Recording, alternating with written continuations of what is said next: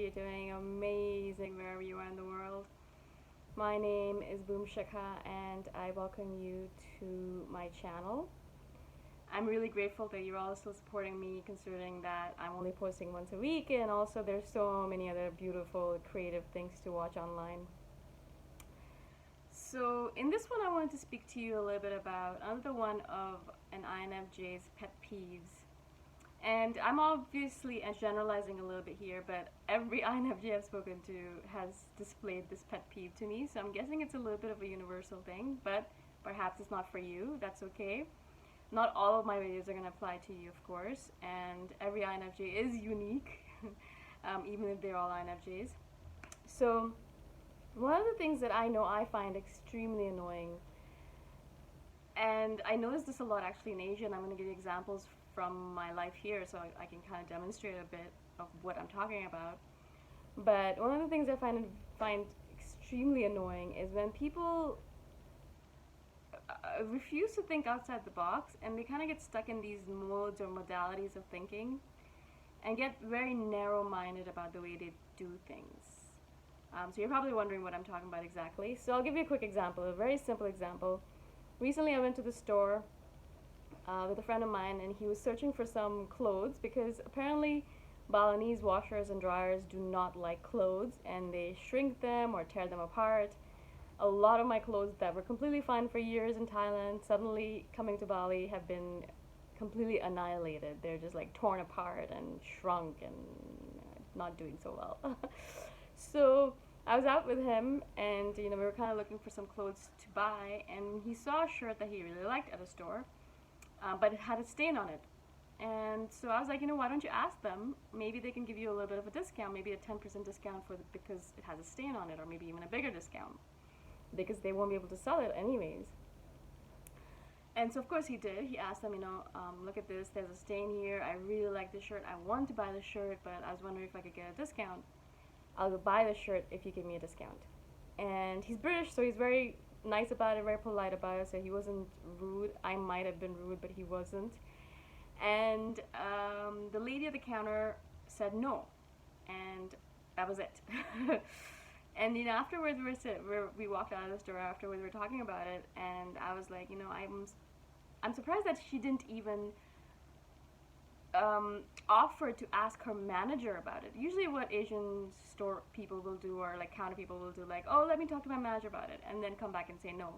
But here she didn't even bother. She's like, I'm not going to do it, they're not going to do it, or I don't think we're going to do it, I don't care if we do it, and that's it. That was the end of that. And I don't know if she works on sales or commissions, or if she doesn't care about her job, whatever it might be, but she lost a sale because of it. If they had just given him a discount, he would have got the shirt. He really liked the shirt. It was very apparent that he liked the shirt. Now, of course, it doesn't really matter because the store is probably somewhere that she works, and she probably doesn't really care about her job. And it's not like if she sells a shirt, she makes money from it, probably. So she doesn't probably care about it. I get it. So that's a very unique scenario. But I notice this a lot in a lot of the scenarios that I kind of deal with, where it doesn't matter if they're Asian or American or British or whatever it might be. Some people obviously think outside the box more often, and they kind of try to find solutions, creative solutions to issues or problems. But most people I find kind of get stuck in this way of, okay, it's not working, all right, then it's never going to work. And whatever the situation be, it doesn't really matter. And there's lots of different situations we all encounter all the time, and issues and problems that we encounter. And a lot of times a lot of people just get stuck in this way of thinking that, okay, oh my gosh, there's a problem here, it's not going to work, I don't think I can do anything, I can't ask for anything, and I'm just stuck. And I really find it a little bit annoying because in a lot of cases, I'll just look at the issue that the person's facing, and in a second or two, or 10 seconds or 20 seconds, I'll be able to figure out a solution for them, offer the solution to them, and they're able to solve the problem very easily without me even putting that much effort into it. And it always makes me wonder, if you just used your brain a little bit, just use your brain. If it has been given to you by this beneficial creator that is creating everything, and maybe you're not the smartest person in the room, that's okay, it doesn't really matter. If you kind of use your brain a little bit for a few seconds, it doesn't have to be for long, you can find a solution to most things, almost all things. And I find this a lot actually when I'm dealing with some of the people that I deal with in Bali, of course, obviously, as I said, but a lot of people that I deal with on a regular basis in my work as well. They'll always get stumped, and at the first sign of resistance, at the first sign of an issue, they'll just stop and they're paralyzed and they just don't know what to do, and they'll just sit there moaning and complaining and whining about things and not looking for a solution. And I find it fascinating because I'm like, you know what, if you spend 10 minutes of that moaning time on looking for a solution, maybe Googling things here and there, maybe just asking a few questions, maybe asking other people if they've dealt with the same situation, you'll find a solution. In fact, actually, if you just asked someone about it or if you Googled it, I bet you'd find a solution. I find that my dad ends up doing this a lot, actually, because he does not want to bother, perhaps, or he doesn't care, or he thinks there's no solution. I have no idea what it is, but he will just ask us directly for the solution. He won't even put in any effort. He won't even ask or go online or check for anything. Just ask us directly.